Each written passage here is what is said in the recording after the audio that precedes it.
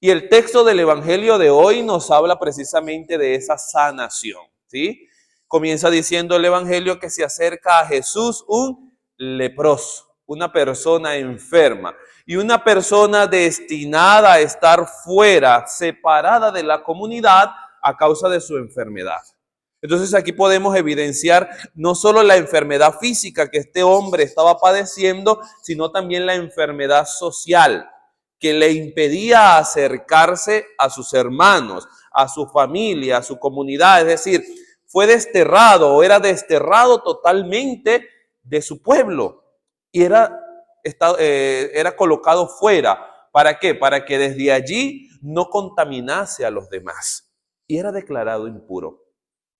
La primera lectura nos dice o nos recuerda cómo la ley nos pedía que si empezábamos a ver en nuestra piel cierta mancha, cierta erupción que se convertía luego en una herida que era lepra, debía ir ante el sacerdote determinaba si era lepra, lo sellaba, ¿sí? Lo marcaba como leproso, como impuro y lo sacaba de la ciudad. Y debía ir con ciertas señales. ¿Cuál era? La ropa toda rota, harapos, el pelo, la cabellera despeinada, que era otra señal, la barba cubierta, y diciendo, gritando, impuro, impuro, para que no se acercase.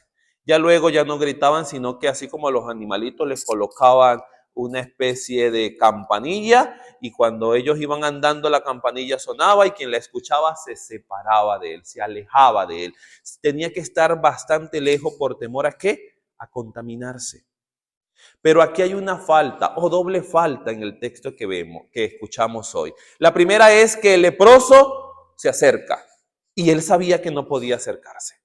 Pero él rompe aquella regla y se acerca porque confía en que aquel hombre que ha de pasar o que está pasando por allí puede curarle. Por eso se acerca y dice el texto, se acercó y se colocó de rodilla. Otra señal importante, ante quién se colocaba de rodilla las personas en aquel momento, ante quien sabía que era una persona más grande o más importante. En todo caso, se colocaban de rodillas frente al rey, ¿sí?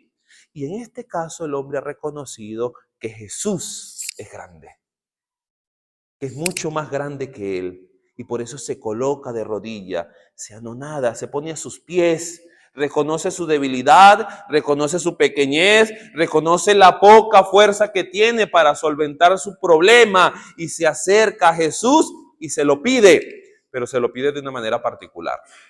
Y le dice, Señor, si quieres, puedes curarme. Si quieres, puedes limpiarme. Si quieres, puedes sanarme. Diferente a las oraciones nuestras, ¿verdad? Que queremos es que Dios sea como los cajeros automáticos, que cuando le ponga la clave, salgan los billetes de una vez, ¿no? Queremos que Dios actúe como nosotros queremos y a la velocidad que nosotros queremos. Y cuando no es así, empieza la desilusión, empieza el descontento, empieza la falta de fe, empieza la duda. Es que parece que Dios no me escucha. ¿Por qué? Porque le pido. Aguarda, detente, espera. Puede que no sepas orar o pedirle, o puede que el Señor esté actuando y tú todavía no lo estés viendo.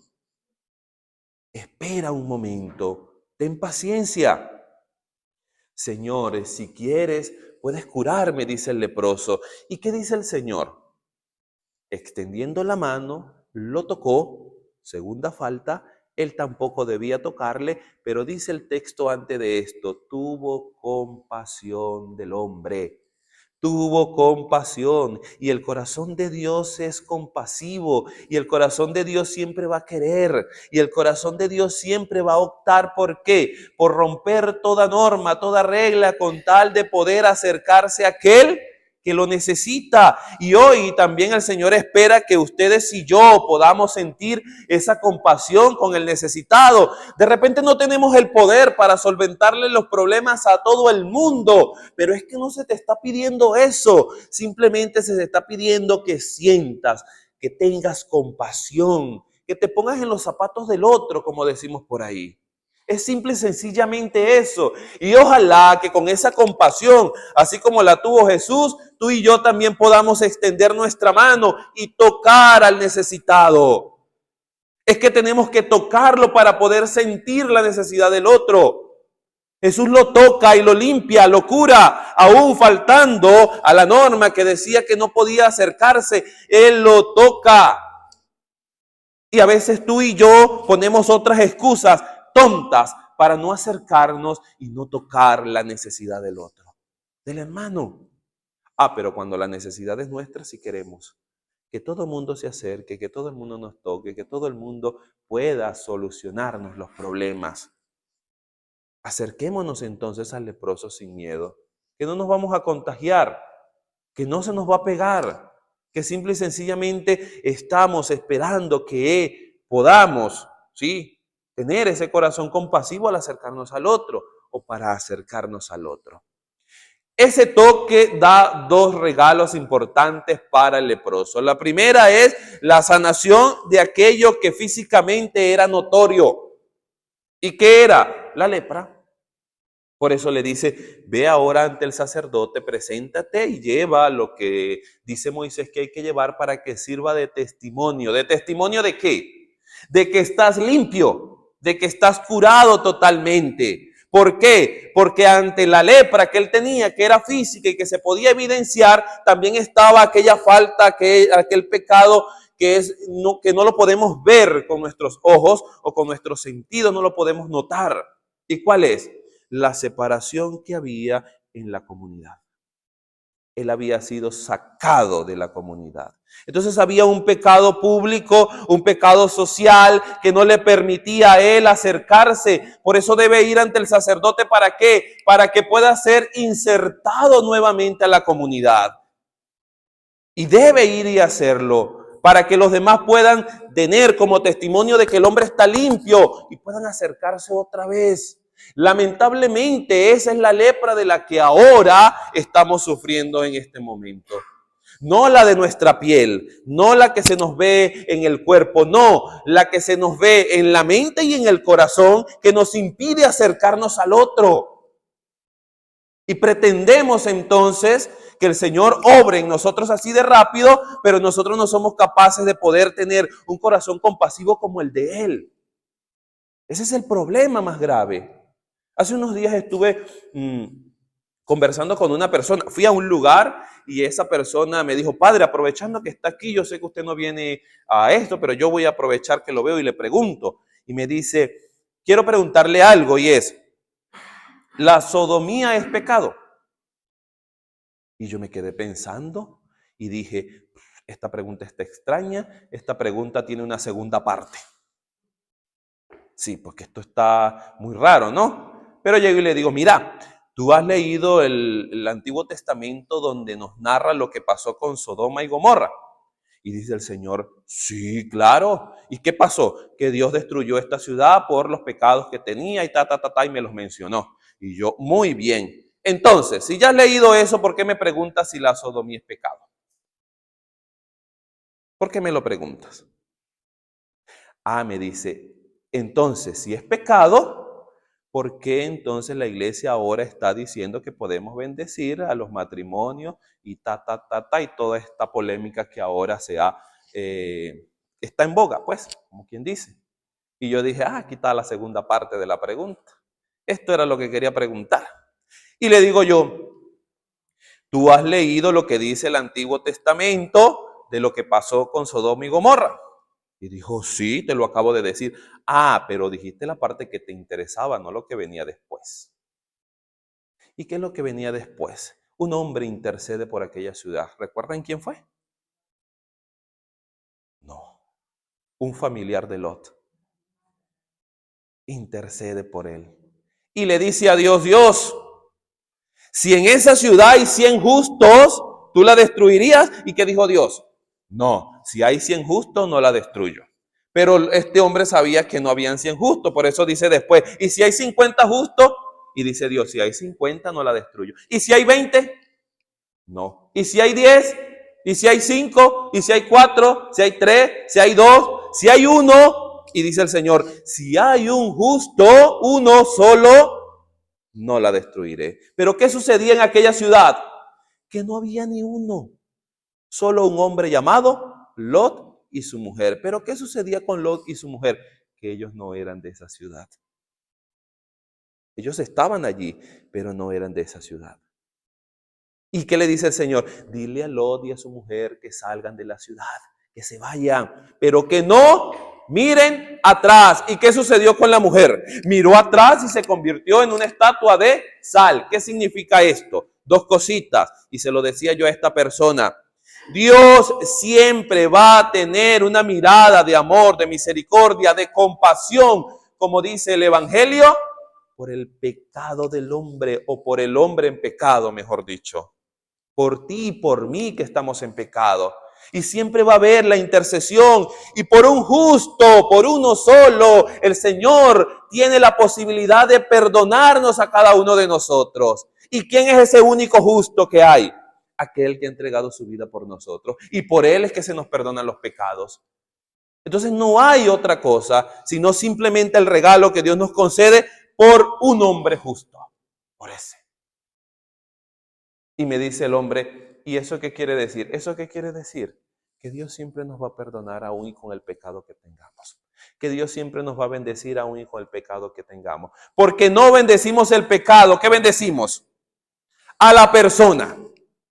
Aún y con su pecado. Aún y con su falta. Aún y con su error. Y Dios se acerca a este leproso no por la lepra, sino por él. Por él.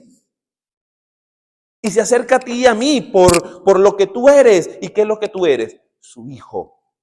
Su hijo que está enfermo. Su hijo que ha pecado. Su hijo que ha fallado, que se ha equivocado. Pero eres su hijo. Por eso nos sigue mirando con compasión y se acerca a nosotros. Y nos toca. Y hoy la iglesia nos está invitando, no solo a los sacerdotes para que bendijamos, sino a ti y a mí que nos acerquemos a la persona que está en pecado. ¿Cómo no? ¿Y por qué huir de ella? ¿Y por qué quitarnos de ella? No se nos va a pegar algo que ya no tenemos. Es decir, no se nos va a pegar algo de lo cual a lo mejor tú también has faltado. Y ahora no me estoy refiriendo solamente a ellos en particular, sino a cualquier pecado, a cualquier falta y a cualquier error. ¿Recuerdan el tiempo del COVID? ¿Qué pasaba con el tiempo del COVID? Que no nos podíamos acercar los unos a los otros. ¿Por qué? Por temor a contagiarnos. Pero usted iba allá donde tenían las salas de COVID, las famosas salas de COVID, yo no sé cómo les decían aquí, sí, donde internaban a todos los enfermos de COVID, el área de COVID o yo qué sé cómo le decían aquí, donde los tenían a ellos. ¿Qué pasaba con los que tenían COVID y los metían allá? Ahí todo el mundo con todo el mundo. ¿Por qué? Ellos ya estaban contaminados. Tú tienes pecado, yo tengo pecado. ¿Por qué huir del que tiene pecado? ¿Nos contaminaremos de su pecado? No, es que no hace falta, yo ya tengo los míos. ¿Por qué la iglesia nos bendice? Porque pide por la persona, por su hijo, por ese que está en pecado. Porque tiene compasión y nos mira con misericordia. ¿Por qué entonces alejarnos? Si Jesús no lo hizo del ciego, del endemoniado, no lo hizo del leproso, ¿por qué tenemos que hacerlo nosotros entonces con nuestro hermano? Miremoslo con amor y con misericordia, así como lo mira el Señor. Y pidámosle, ¿cómo no? Que lo cure. Hagamos como este hombre que intercedió. ¿Quién era? Moisés. Intercede por aquella ciudad, por aquel lugar, por aquel sitio en el cual cada uno de nosotros ha reconocido que está perdido. Pero ese Sodoma y Gomorra podemos ser tú y yo, con nuestra falta y nuestros errores, los propios. Pero siempre hay alguien que intercede, el hombre justo que ha intercedido, que ha justificado nuestra falta y nuestro error, y con su sangre nos ha liberado del pecado, nos ha tocado, ha extendido la mano, y al extender la mano y tocar, lo que quiere decir que el hombre estaba a menos de 1 metro de distancia, y lo pudo tocar, y lo curó. Y no solamente él, el domingo pasado hablaba de la hemorroísa. ¿Y qué pasó con ella? Que fue ella la que se acercó y lo tocó, siendo impura también. Y lo toca y se cura y se limpia. Y después de estar purificado y limpiado, tiene que dar testimonio de que Dios ha obrado en sí. Y tú y yo también tenemos que dar testimonio, porque también hemos sido liberados. ¿De qué? De nuestros pecados con la muerte de Cristo. Pero nos da pena salir allá afuera. ¿Y qué nos va a decir la gente? Que nos señale, que nos diga que esto, que lo otro. No importa. Y yo sé que el pecado puede que en nosotros genere esa desconfianza de acercarnos al hermano. ¿Por qué? Si tú también los tienes, si tú también has pecado, pero no para señalarnos, sino para reconocernos débiles los unos con los otros, pero débiles ante Dios, que es el que nos hace fuertes. Pidámosle a Dios en este día que nos conceda la sanación física de cualquier enfermedad que tengamos. Que la intercesión de María Santísima siempre nos acompañe. Que ella pueda también pedir por cada uno de nosotros, así como pidieron también por aquella ciudad. Que perdone nuestros pecados, esa sanación espiritual que se nos concede y que se nos da a través del toque de Dios, el toque que se da a través de los sacramentos, ¿sí? Porque en el bautismo eres tocado y convertido en hijo de Dios, porque en la Eucaristía te acercas a Él y te alimentas con Él, ¿sí? Porque en el perdón de los pecados, en la confesión, es el mismo Dios que te toca y te perdona. En la unción de los enfermos te da la sanación física y espiritual, y en el matrimonio te da problemas. No, mentira, ¿qué es lo que le da en el matrimonio? ¿Qué regalo recibimos en el matrimonio? La ayuda del otro. Así como lo dice el libro de Génesis, crearé para ti una ayuda idónea. Y tienes a la mujer y tienes al marido a un lado que te ayuda, que los dos son una sola carne. Pidámosle a Dios entonces que en ese toque que nos ha dado a través de los sacramentos, podamos nosotros recibir esa sanación física y espiritual. Que así sea.